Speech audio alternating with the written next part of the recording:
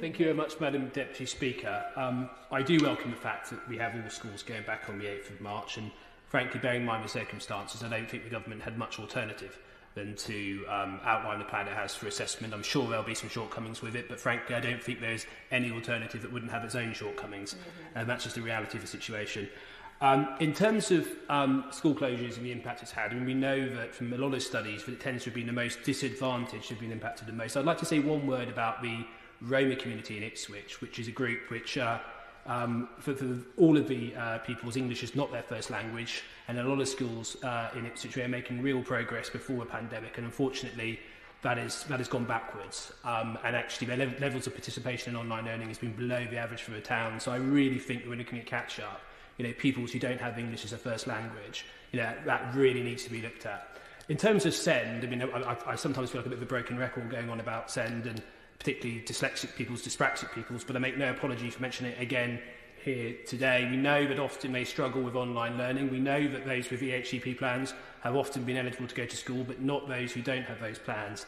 And as somebody with dyslexia and dyspraxia myself, I really would not want to be in a position of having gone through this and not having that real-time engagement in the classroom.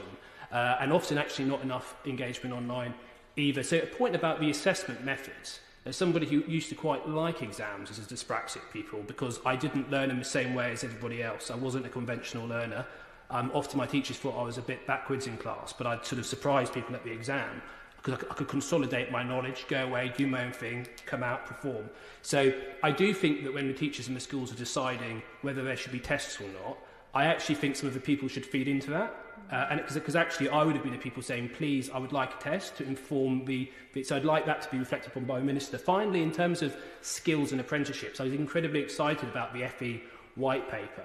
I know the Minister, as a former apprentice, is all over this, but I'd just like to say, obviously, Suffolk would like to be a trailblazer for the new skills improvement plans.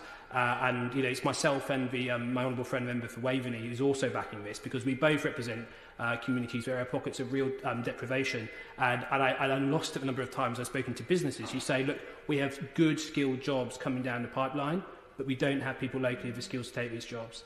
So I think really getting local business, talking to colleges, getting that relationship, getting them influencing, shaping the curriculum, and being part of that careers advice from an early stage. So I'm incredibly excited about when we look at this route map and an opportunity to do things differently for Suffolk and Ipswich to be part of that. But my plea would be, as always, special educational needs kids need the support, need our support to achieve their true potential. Thank you very much, Madam Deputy Speaker.